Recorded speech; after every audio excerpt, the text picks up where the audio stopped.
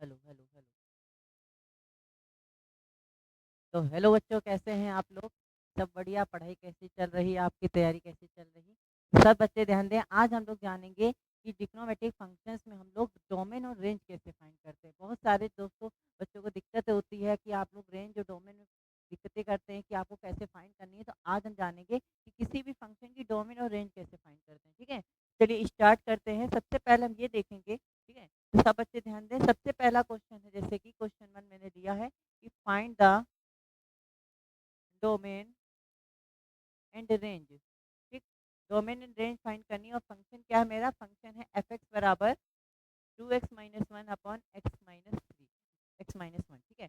तो सबसे पहले ये देखते हैं कि जिस भी फंक्शन की हमको डोमेन निकालनी है, ठीक है, सबसे पहले बेटा आप डोमेन समझो, फिर उसके बाद रेंज समझेंगे। सबसे पहले डोमेन देखते हैं। डोमेन निकालने के लिए आपको बेसिकली कुछ नहीं करना। जिस भी फंक्शन की डोमेन निकालनी है, सबसे पहले फंक्शन का जो डिनोमिनेटर को इक्वल टू जीरो मान लेते हैं। ठीक है, लेट कर लेते हैं डिनोमिनेटर को इक्वल टू जीरो। तो डिनोमिनेटर क्या है फंक्शन का? x-1, इसको बराबर जीरो लेट करेंगे।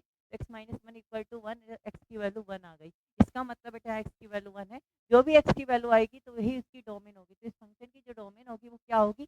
Every real number. आपको याद रखना है एवरी रियल नंबर लेंगे, लेकिन वो एक्स की जो वैल्यू होगी क्रिटिकल पॉइंट इसको नहीं लेना, यानी every real number except one. तो इसकी डोमेन क्या होगी? r-1।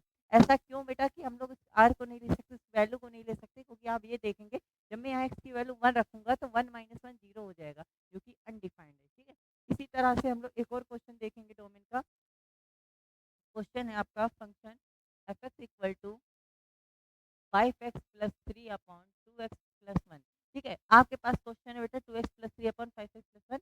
तो सबसे पहले क्या करना है? फंक्शन में जैसे मैंने बताया डिनोमिनेटर को बराबर जीरो लेना है। डिनोमिनेटर इसका कितना है? 2x+1। इसको मैं जीरो के इक्वल रखूंगा तो एक्स की वैल्यू -1/2 आएगी। इसका मतलब इसकी जो डोमेन आएगी वो सारे के सारे रियल नंबर होंगे, ठीक है, एक्सेप्ट -1/2।